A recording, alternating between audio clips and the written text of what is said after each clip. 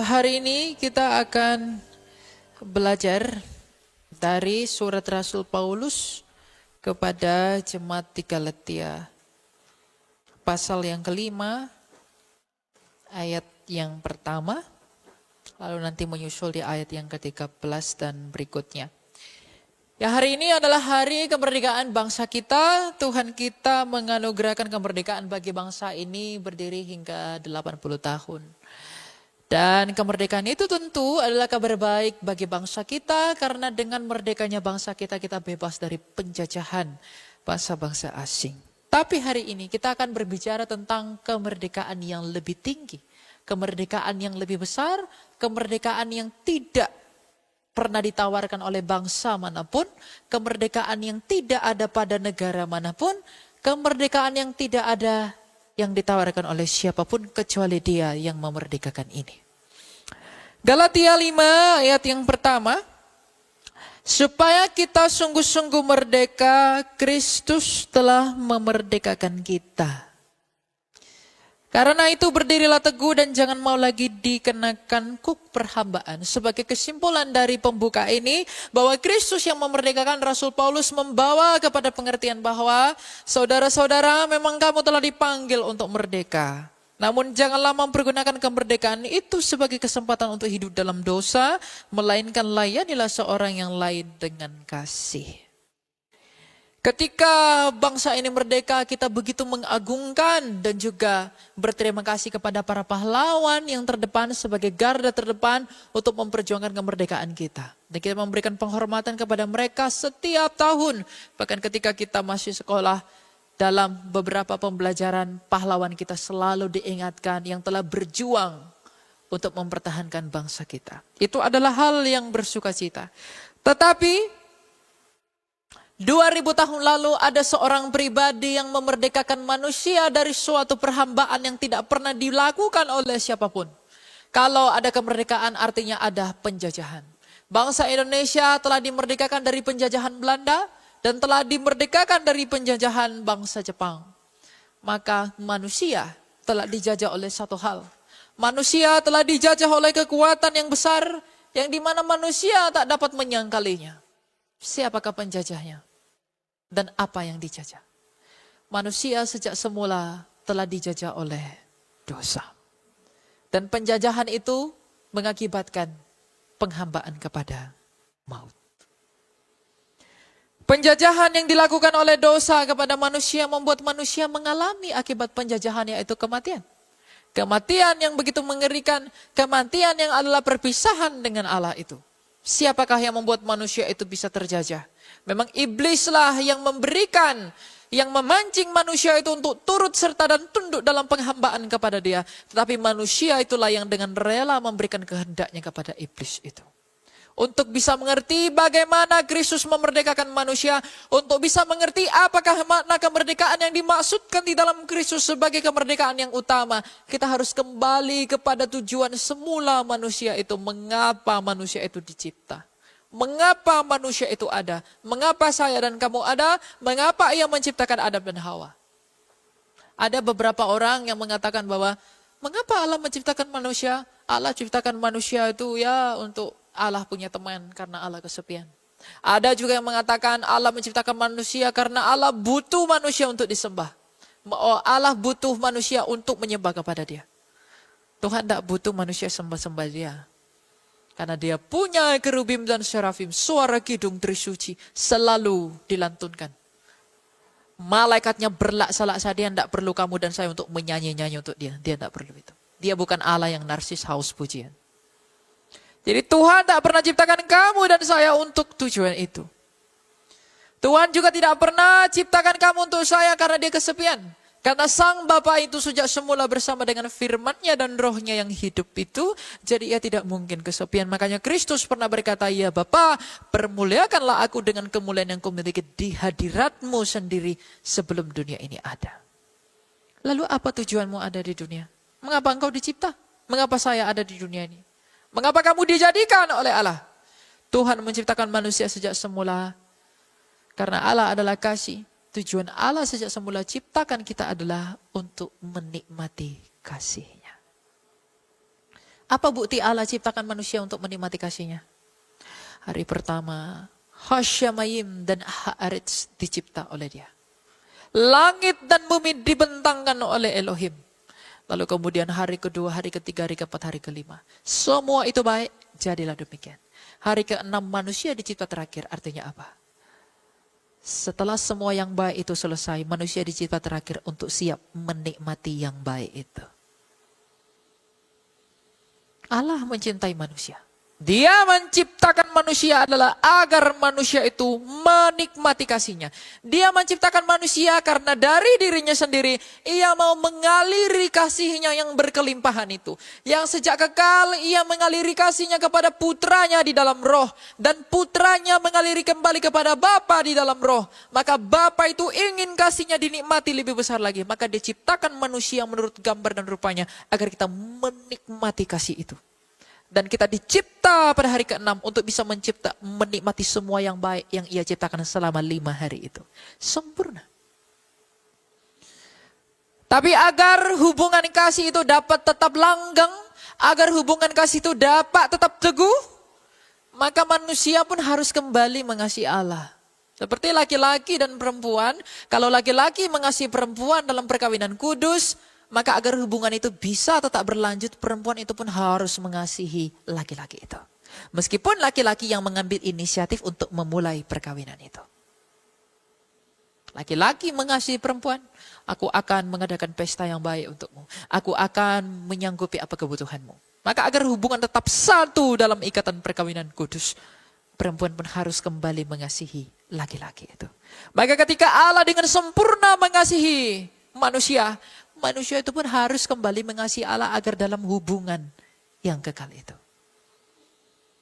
Tapi manusia itu tidak tahu bagaimana caranya mengasihi Allah, bukan? Maka Allah ajari manusia itu. Caramu mengasihi aku adalah jangan makan buah pengetahuan itu. Jadi buah pengetahuan itu Tuhan berikan bukan sebagai ujian kepada manusia. Bukan sebagai cobaan kepada manusia. Tapi sebagai cara yang Tuhan berikan, beginilah caramu mengasihi aku. Seperti orang tua bilang anak-anaknya, kalau kamu sayang mama, kalau kamu sayang papa, jangan pergi bandel. Kalau kamu sayang mama, kalau kamu sayang papa, jangan minum alkohol. Jadi ketika Tuhan mengatakan jangan makan buah pengetahuan, itu adalah cara yang Allah beritahu kepada manusia itu. Beginilah caranya bagimu untuk mengekspresikan kasihmu kepadaku, yaitu jangan makan buah itu. Makanya ketika perintah itu dikatakan, ketika engkau makan buah pengetahuan itu, pastilah engkau mati. Apa artinya ketika kamu makan buah pengetahuan itu, pastilah engkau mati? Arti kematian adalah terpisah dari kehidupan. Siapakah kehidupan itu? Allah sendiri. Jadi ketika Tuhan mengatakan, jikalau kamu makan buah pengetahuan itu, pastilah engkau mati. Artinya, jikalau kamu gagal mencintai aku, dengan makan buah itu, pastilah engkau terpisah dari aku. Apa konsekuensi keterpisahan dari Allah? Ketika laki-laki dan perempuan bercerai dalam hubungan itu, laki-laki dan perempuan apabila bersatu dalam perkawinan dan sakramen perkawinan dalam beberapa gereja purba, maka hal itu akan mengakibatkan konsekuensi yang besar. Ketika salah satu dari pasangan atau laki-laki maupun perempuan, ketika mereka tidak lagi saling mencintai, maka terjadi perceraian dalam perkawinan ini. Antara hubungan Allah dengan manusia, salah satunya tidak lagi mengasihi, yaitu manusia tidak mengasihi Allah, maka terjadi perceraian antara manusia dengan Allah. Dan manusia itu berpisah dari Allah, karena sejak semula Allah menciptakan manusia oleh firman-Nya yang mulia, dan dihidupkan oleh Roh-Nya yang kudus. Artinya ketika kita dihidupkan oleh Roh-Nya, maka hidup kita sepenuhnya bergantung kepada Dia. Seperti lampu-lampu ini. Kalau listrik yang mengalirnya diputus, ia akan mati. Maka ketika Roh Allah yang menopang hidup kita untuk kekal itu terputus dengan kita, maka manusia itu tidak lagi ditopang oleh hidupnya Allah. Maka semakin lama manusia itu semakin lama semakin menua dan mati. Mengapa kamu mati? Terpisah dengan hidupnya Allah. Mengapa kita mati? Gagal mencintai Dia. Ketika kita gagal mengasihi Allah, ketika nenek moyang kita gagal mencintai Allah, maka semua konsekuensi yang buruk itu terjadi. Tadinya kita diperhadapkan pada dua pilihan. Ketika ular itu mengatakan, kamu mau ikut aku atau mau ikut Allahmu. Ular itu memancing manusia untuk dapat berbuat dosa. Dan manusia itu menyerahkan kehendaknya yang mulia itu kepada perhambaan di dalam kuasa dari iblis itu. Tanpa tahu apa yang akan diberikan oleh iblis kepada manusia itu. Yang berakhir kepada kematian. Artinya manusia nenek moyang kita itu semula memberikan dirinya dengan sukarela. Memberikan hatinya dengan sukarela untuk dijajah oleh iblis. Dan di dalam perhambaan dari maut. Sebab ada tertulis upah dosa adalah maut. Ketika manusia itu berdosa, membuat keinginannya sendiri, diserahkan kepada iblis. Maka disitulah manusia itu tidak lagi mengalami dan menikmati cintanya Allah. Maka seluruh penderitaan, seluruh kerusakan, seluruh penganiayaan ditimpakan kepada manusia. Bukan karena Allah yang timpakan dengan sengaja, tapi karena kita memilih untuk tercabut dari Dia. Allah tidak pernah memberikan kamu hukuman, tapi kitalah yang menghukum diri kita sendiri karena menganggap diri kita pintar. Adam dan Hawa tidak pernah dihukum oleh Allah, tapi merekalah yang menghukum dirinya sendiri dengan menyerahkan kehendaknya kepada penjajahan dari si jahat. Tapi meskipun demikian, Allah tidak bersalah dalam hal ini. Apakah ketika manusia itu gagal mencintai Allah, apakah manusia itu Allah membiarkan manusia begitu saja? Apakah Allah membiarkan manusia untuk tetap di dalam penjajahan iblis? Apakah Allah tetap membiarkan manusia itu di dalam perhambaan dosa? Tidak. Maka apa yang Allah lakukan? Ketika manusia itu rusak, ketika manusia gagal, ketika manusia itu hancur dari tujuan Allah sejak semula, apa yang Allah lakukan Bapak Ibu? Dalam Kejadian 3 ayat 15, Allah itu menjanjikan seseorang, anak laki-laki. Aku akan mengadakan permusuhan antara engkau dengan keturunan perempuan ini. Keturunan perempuan ini akan meremukkan kepalamu ular. Dan engkau akan meremukkan tumit keturunannya. Dan keturunannya ini adalah anak laki-laki. Dan selama 2000 tahun seluruh para nabi berbicara tentang siapa anak laki-laki ini. Ketika manusia itu rusak, yang dijanjikan adalah anak laki-laki yang datang dari perempuan yang akan meremukkan kepala ular dan ular itu akan meremukkan tumitnya. Jadi kalau kita mau pulih, carilah siapa anak laki-laki itu. Bukan agama, karena agama tidak bisa buat apa-apa. Jangan cari kepercayaan, jangan cari ideologi, sebab Tuhan tidak pernah tawar ideologi kepada manusia ketika manusia itu rusak. Yang Dia tawarkan adalah anak laki-laki yang adalah keturunan perempuan, di mana anak laki-laki ini akan menginjak-injak kepala ular itu, dan ular itu akan meremukkan tumit anak laki-laki ini. Dan dia akan disebut sebagai Hamoshiach, pahlawan Mesias. Dan selama 2000 tahun, seluruh para nabi bangsa Israel bernubuat tentang pahlawan ini, anak laki-laki ini. 1250 tahun sebelum anak laki-laki ini lahir, Nabi Musa mengatakan, kalau aku adalah pahlawan pembebas engkau dari perbudakan Mesir, maka nanti yang akan datang itu dari Yehuda, akan membebaskan engkau dari perbudakan dari dosa. 750 tahun sebelum anak laki-laki itu lahir, Nabi Yesaya mengatakan bahwa nanti dia akan ditikam, ditempatkan di antara dua orang penjahat. Ia akan dihina, ia akan disiksa, ia akan dicaci, ia akan dimaki. Tetapi dia mengalami semua hal yang demikian bukan oleh karena kesalahannya sendiri, tapi oleh karena pelanggaran kita dan oleh karena bilur-bilurnya kita menjadi sembuh. 700 tahun sebelum anak laki-laki itu lahir, Nabi Mika mengatakan bahwa nanti anak laki-laki itu akan lahir di sebuah kandang domba. Ve'atah Migdal Eder. Ratusan tahun sebelum anak laki-laki itu lahir, Hosea mengatakan bahwa nanti anak laki-laki itu akan diasingkan ke Mesir. Yeremia, Yehezkiel dan para nabi yang lain mengatakan bahwa nanti anak laki-laki itu akan menunggangi seekor keledai. Tulang-tulangnya tidak akan dipatahkan. Ia akan disebut anak Allah. Ia akan disebut sebagai raja yang damai. 1000 tahun sebelum anak laki-laki itu lahir, Raja Daud dalam Mazmur 22 berkata bahwa nanti anak laki-laki itu akan berseru, Eli, Eli lama sabachthani, ketika tangan dan kakinya dipaku dan anjing-anjing mengerumuninya. Siapa anjing-anjing dalam pemikiran bangsa Yahudi? Orang non-Yahudi. Jadi nanti anak laki-laki itu, tangan dan kakinya akan dipaku. Dan orang-orang non-Yahudi akan mengelilingi dia. Nabi Yesaya juga mengatakan, setelah ia mengalami semua aniaya itu, ia akan menghadiahkan hadiah-hadiah yang besar bagi dunia. Siapakah anak laki-laki itu? Maka ketika seluruh para nabi ini bernubuat tentang anak laki-laki ini, setelah genap waktunya, pada tahun 4 sebelum Masehi, lahirlah seorang anak laki-laki dari keturunan perempuan seperti janjinya kepada Adam, dari Maria. Dari keturunan Yehuda seperti perkataan kepada Musa, Maria anak Eli dan Ana dari suku Yehuda. Lahir di sebuah kandang domba seperti yang dikatakan oleh Mika. Diasingkan ke Mesir dalam pemerintahan Raja Herodes seperti yang dikatakan oleh Hosea. Ia ditikam seperti perkataan Yesaya. Tulang-tulangnya tidak dipatahkan. Ia mati mengalami aniaya di perut bumi selama 3 hari. Dialah yang disebut Yesus Kristus dari Nazaret. Apa yang dilakukan anak laki-laki ini? Ia menggenapi seluruh nubuatan para nabi. Apakah makna dari penggenapan seorang Mesias? Seorang pahlawan yang disebut Kristus?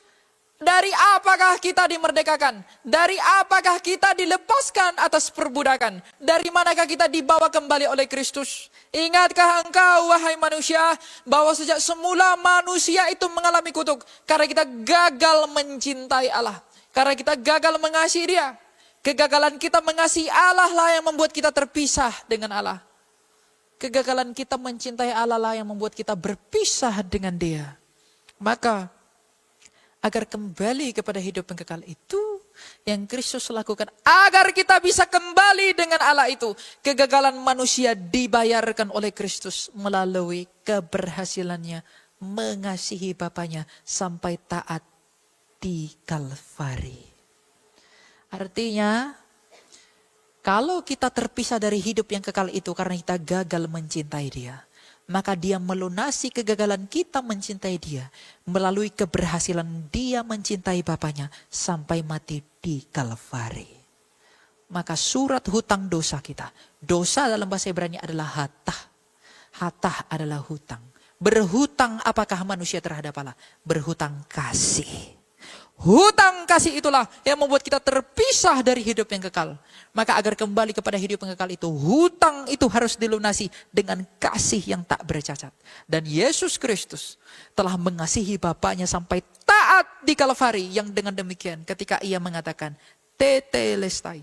Tetelestai adalah bahasa Yunani yang dipergunakan untuk transaksi pembayaran utang piutang. Ketika Dia berkata sudah selesai, artinya Dia ingin memberitahu dunia, kegagalan dunia mengasihi Allah telah kubayarkan dengan keberhasilanku mengasihi Bapakku. Maka benarlah yang dikatakan Yohanes 3:16, karena begitu besar kasih Allah akan dunia ini sehingga mengaruniakan anak yang tunggal supaya setiap orang yang percaya kepadanya tidak binasa melainkan beroleh hidup yang kekal. Hidup yang kekal yang hilang di dalam kita. Yang disebabkan oleh karena hutang kasih kita kepada Allah. Dikembalikan, dipertemukan oleh Kristus di dalam keberhasilannya mengasihi Bapaknya. Tapi bahkan jauh lebih daripada itu. Karena hutang dosa itu mengakibatkan kita di dalam perhambaan kematian. Maka bagaimana cara Kristus Yesus untuk dapat melepaskan kita dari kematian? Bagaimana cara Dia yang disebut Kristus itu mengeluarkan kita dari kematian? Dalam kesaksian penulis surat Ibrani dalam Ibrani 2 mengatakan bahwa Ibrani 2 ayat yang ke-15, bahwa agar Kristus membebaskan kita dari kematian, Ia harus mengalami kematian. Ibrani 2 ayat 14. Karena anak-anak itu adalah anak-anak dari darah dan daging, Ia juga menjadi sama dengan mereka dan turut mengalami keadaan mereka, supaya melalui kematiannya, kematian Kristus, Ia memusnahkan dia, yaitu iblis yang berkuasa atas maut. Cara para pahlawan kita untuk memberikan ke kita adalah mereka masuk ke dalam medan pertempuran. Para pahlawan kita untuk membuat kita merdeka. Mereka buat bambu-bambu runcing masuk ke dalam pertempuran. Agar dengan masuk ke dalam pertempuran mereka bisa mengalahkan para penjajah itu. Dan bagaimana cara Kristus memerdekakan kita? Dia masuk ke dalam pertempuran, yaitu kuasa kematian dari iblis itu. Ketika ia masuk ke dalam kematian, ia bertempur dengan kematian itu. Ia menginjak-injak kematian itu. Dan bukti bahwa ia menang atas pertempuran itu. Ia hidup kembali, bangkit dari kematian. Dan ketika ia bangkit, ia mau memberitahu dunia, aku menang atas kematian. Jadi kalau kamu mau hidup kembali, sebagaimana aku menciptakan engkau sejak semula, datanglah kepadaku. Hidup yang dicari manusia dan kematian yang paling ditakuti manusia hanya boleh dianugerahkan oleh Dia yang telah hidup dari mati dan telah mengalahkan ketakutan terbesar manusia. Apa tujuan manusia di bumi ini? Apa tujuanmu di bumi ini? Kamu hidup untuk apa? Apa yang kamu cari? Kamu hanya mencari satu. Kamu berlomba-lomba jadi kaya, kamu lomba banyak uang, cari duit. Tujuanmu adalah agar dengan uang itu kamu bisa beli makanan demi perut untuk tetap hidup. Yang kamu cari hanya satu, hidup. Itu yang diperjuangkan manusia. Tidak peduli kamu orang Tionghoa, orang Batak, orang Manado, orang Ambon, orang Rusia, orang Brazil, orang Argentina, orang Afrika, orang apapun engkau. Tujuanmu hanya satu, hidup. Itu yang dicari manusia. Mau dia orang Eropa, mau dia orang kulit putih, kulit hitam, kulit orange, kulit apapun itu. Yang diinginkan hanya satu, hidup. Itu yang dicari manusia. Dan yang paling dihindari manusia adalah kematian. Kehilangan hidup itu. Sehingga karena dia takut mati, dia berusaha bangun rumahnya bagus-bagus dengan pengamanan super ketat agar dia tidak cepat dibunuh orang lain. Agar karena dia menghindar dari kematian, dia atur semua makanannya. Harus bergizi sekian gram agar usia bisa panjang. Yang membengkak bukan badan tapi pipi agar segala macam dan lain-lain. Orang berusaha menghindarkan diri dari kematian. Dan berusaha mengejar hidup. Tapi Kristus berkata, akulah pokok anggur yang benar. Di luar aku, engkau tak dapat berbuat apa-apa. Jadi kalau yang kamu inginkan adalah hidup. Dan yang kamu takuti dan kamu hindari adalah kematian. Apakah alasanmu menolak Dia yang telah mengalahkan kematian dan memberi hidup melalui kebangkitannya? Tidak ada. Alasan satu-satunya menolak Yesus Kristus adalah kesombonganmu. Dengan banyaknya jalan-jalan. Ketika Dia berkata, akulah jalan dan kebenaran dan hidup. Dia sedang menjadi jawaban atas seluruh agama yang berusaha menjadi jalan. Ketika ia berkata bahwa akulah kebenaran, I'm the truth.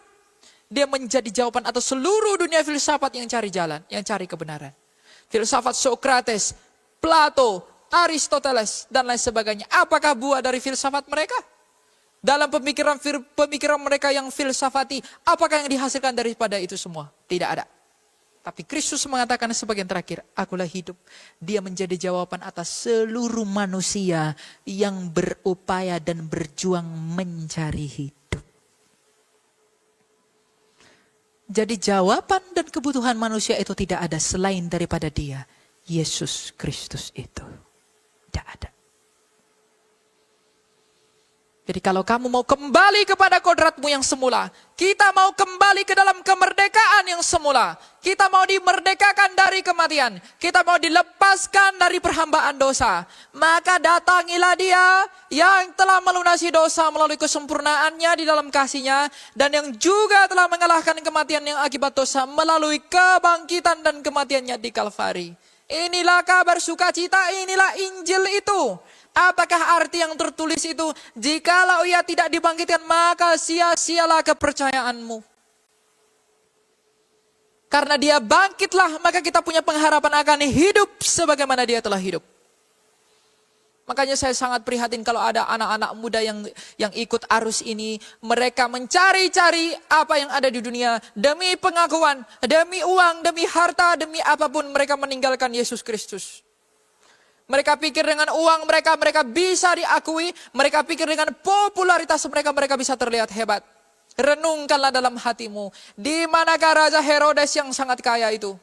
Di manakah Firaun yang begitu ganteng dan tampan itu?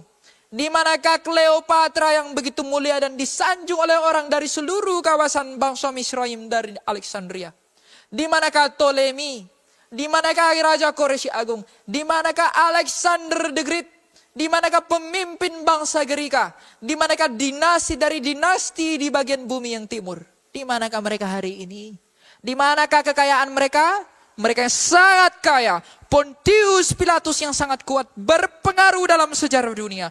Nero yang begitu berpower. Di manakah mereka hari ini? Bahkan kekayaan mereka, uang mereka, kekuatan mereka tak dapat melepaskan mereka dari jerat perhambaan kematian. Dan tak dapat membeli hidup yang mereka inginkan. Jadi jikalau itu yang kamu cari, dengan meninggalkan Kristus, nasibmu akan sama seperti mereka yang sampai hari ini masih di bawah kakimu. Di dalam tanah. Tapi Yesus Kristus telah memberikan anugerah hadiah yang terbesar. Yang oleh karena dia kita menjadi kaya di dalam anugerah yang rohani. Yaitu dia telah memberikan hidup secara cuma-cuma melalui kasih setianya yang berkelimpahan. Dan ia telah meyakinkan kita semua bahwa ia telah mengalahkan kematian dengan mengalami kematian. Dan membuktikan bahwa ia tidak dapat ditawan oleh kematian itu. Maka ketika ia bangkit, ia menggenapi janji Allah kepada Adam. Bahwa Yesus Kristus menginjak kepala ular. Kepala dalam perspektif Ibrani adalah kuasa. Kuasa dari ular adalah kematian. Dan Kristus menginjak-injak kuasa ular itu. Melalui kematiannya dan kebangkitannya. Dan ular itu meremukkan tumit anak laki-laki itu. Bagaimana cara ular itu meremukkan tumit anak laki-laki itu? Ia menyalibkannya. Iblis itu berpikir dengan menyalibkan Yesus mereka bisa menguasai Yesus. Oh Yesus Kristus ini, marilah kita hasut orang Farisi agar mereka benci kepada Yesus. Dan ia disalibkan lalu dia mati lalu kita dapat menguasai dia. Iblis berpikir dengan menyalibkan Yesus mereka bisa menang atas Kristus. Tapi ternyata dengan salib yang sama, Kristuslah yang mengalahkan dia. Dan iblis dipermalukan. Makanya diciptakan dongeng yang terkenal bahwa Yesus itu tidak tersalib karena iblis itu malu. Mereka berpikir melalui salib mereka bisa kalahkan Kristus. Tapi bahkan Kristus menggunakan salib itu untuk melucuti mereka kembali. Maka karena mereka malu dengan senjata mereka, mereka ciptakan hoaks yang begitu besar. Yesus tidak tersalib. Karena mereka malu. Mengapa Kristus dapat melakukan itu? Sebab dia adalah Allah. Kejadian 50 ayat 20. Memang kamu telah merencanakan apa yang jahat terhadap aku. Iblis telah merencanakan yang jahat terhadap Yesus. Tetapi Allah telah merencanakannya demi kebaikan. Untuk mewujudkan apa yang terjadi sekarang ini. Yakni memelihara hidup banyak orang. Iblis merencanakan yang buruk terhadap Kristus. Tapi di dalam rencana yang sama. Allah sedang merencanakannya demi kebaikan bagi hidup banyak orang. Kamu bertanya, mengapa bisa begitu? Jangan tanya, sebab dia adalah Allah.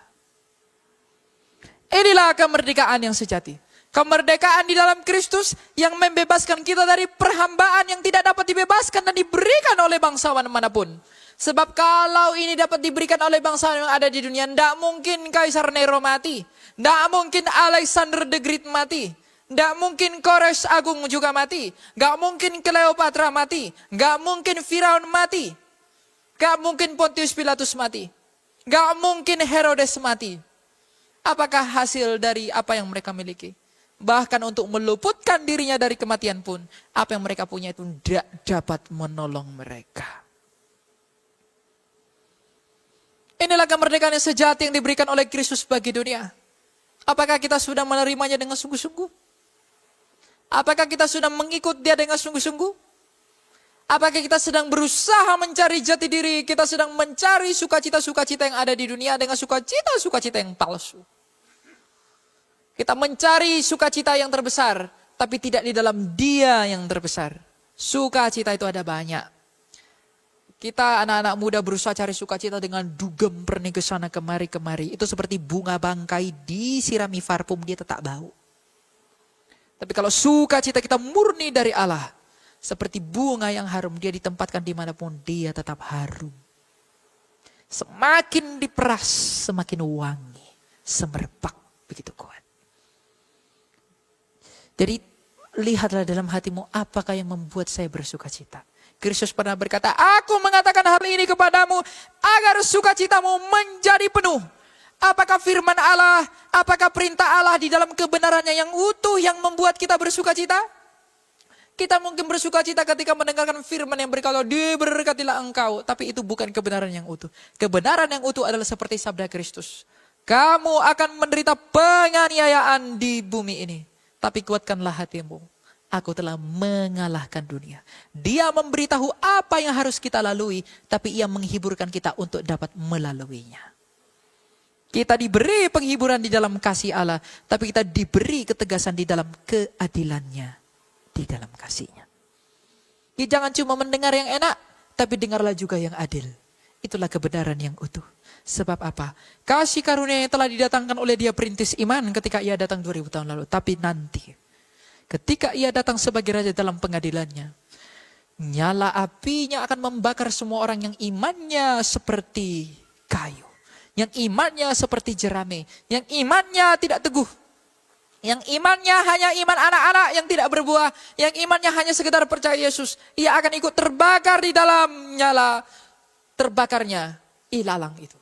Gandum dan ilalang akan tetap bertumbuh sampai ia datang menuai kebun anggurnya. Ilalang akan dikumpulkan, diikat dan dibuang ke dalam api. Tapi gandum akan dipanen, dibuang ke dalam lumbung-lumbungnya. Apakah imanmu adalah gandum?